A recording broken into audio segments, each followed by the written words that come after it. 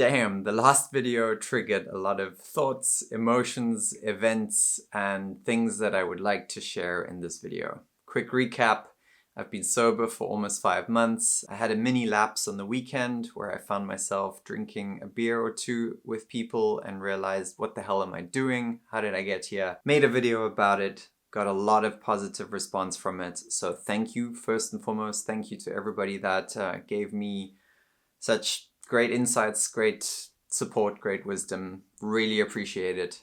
And in this video, I have 3 main takeaways that are as a result of that I just think are worth sharing. So let's get into it. My first realization was that I am making 2 different types of videos and I didn't even realize it. There are videos that are more like this one, where I have pre-thought what I intend to say. And then there are videos like that one where I kind of just go for it. Emo Dump, as I call it. This is something that I mentioned in the video about journaling, the journaling styles that have worked for me, that have really helped me develop myself, but they've also been a huge support in this sobriety journey and in quitting alcohol. And that video was an emo dump. I was basically letting out raw emotions. What I didn't realize is that doing this on camera and putting it on the internet had consequences that I didn't expect. One, great support. So thank you again. But I also got a little bit of a feeling of like, wait, what am I doing? I don't want to look like I'm just reaching for attention, because I did find myself wanting to refresh the page to see if there was another comment. I was kind of getting a little high off of all the positive energy. Not a bad thing, it's a good thing, but it's something to be aware of. Something that I didn't previously take note of how addictive that kind of positive flywheel can become. And in a worst case scenario, somewhere in the future, I'll be in the situation where like, if I relapse, I'll just get all that positive energy anyway. So no, I just want to make sure that I'm clear that when I make an emo dump video, I'm doing it because it's what I'm feeling in the moment and it's part of the process. And if the unforeseen circumstances are that I look like I'm wanting attention, that is not the case. I'm doing this to document the reality of it all, like what really happens. And I do think that almost everybody that watched it recognized that, and I thank you for that. Oh, my lighting's dying. Gotta charge my lights, I'll be back. If the light gets dimmer throughout the video, sorry, can't be helped. Technical difficulties. Okay, on to the second point. The second thing that I wanted to comment on was the most frequent interaction I had in the comments of the previous video, which was to say, this wasn't so bad, don't be so hard on yourself. And I think it's very important to recognize, yet again, that was an emotional dump. I was letting out the frustration that I had, but truthfully, it wasn't the belief that I have. I do believe that I'm doing well.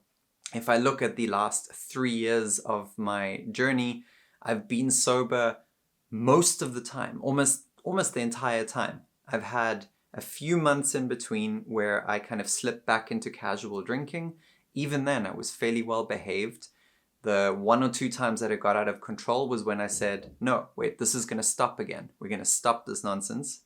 Handbrake. And I went into a 5-month sober stint where this was the first incident. Okay, so yes, I am doing good. I know this, and I know that all the work that I've been doing has contributed to my understanding of this. But it is nice to see that other people inherently know this, they get this, and they are promoting that too. So once again, thank you to all of you for pointing that out. I could have made it more clear in the last video, but again, that was an emo dump. I was just letting out how I feel. And with that, I can also say, why was I so upset then? Well, I was upset not so much because I had slipped with drinking, as much as I had slipped with these videos wouldn't work if I slip. I had a false belief that I have to be perfect if I'm going to make these videos, that I have to get this 100% right.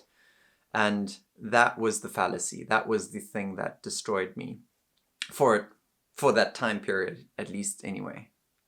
And then the last point that I want to make is about why this happened. What led me to the point that I could slip like this? The answer is this: unconscious behavior. automatic behavior. I entered a situation feeling absolutely fine, like no need to drink. I had no urges or anything like that.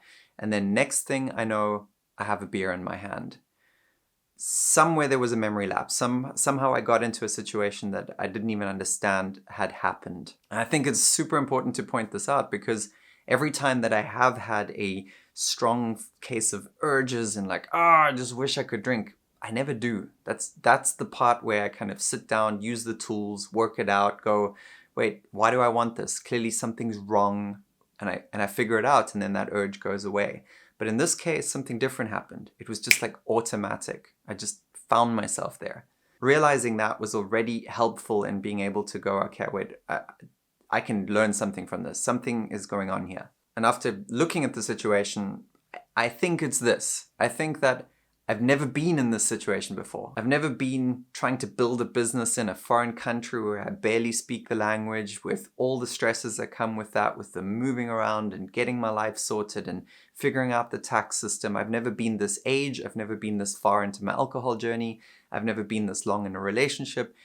Pile it all on, and I found myself in a situation that I had never been in before. Throughout all the previous years of trying to quit drinking, I often found myself in new situations where I fell down. And as long as I've been serious about quitting, I could always look at that situation, make a plan so that in future, when I find myself in a similar situation, I could just then prevent that from happening. And in this case, I found myself surrounded by a group of drinkers while under a lot of stress, and I just succumbed to the situation. Now I know if that's going to happen again, I can put some plan into place to prevent that from happening, because it's been years since I've been exposed to that, and I just wasn't prepared for it. I was not prepared for it. Now I am prepared for it. My strategy is pretty much this. I normally don't engage with non-alcoholic beers, not really, but in this case, it would have been easier. It would have been easier to just go and order that and been done with the situation. It would have smoothed things over. I can talk about non-alcoholic beers, when, why, what, and how, my take on it anyway in another video, but that would have solved this, and I didn't do that. So that's what I'm going to do next time. With that, I'm going to close this off. The conclusion there is this. Every time there is a relapse and you are serious about quitting, it's an opportunity. I've said it in many of the videos before, and I need to take my own advice here. The relapse itself is not the end of the world. It's not actually a big problem, especially if it's another learning opportunity. And this has been one.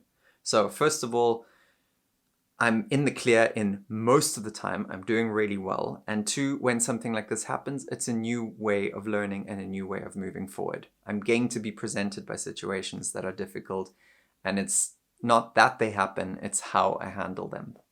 And then the third thing, which I have drilled in at the beginning of the video, I'm eternally grateful to everybody that is supporting me in this.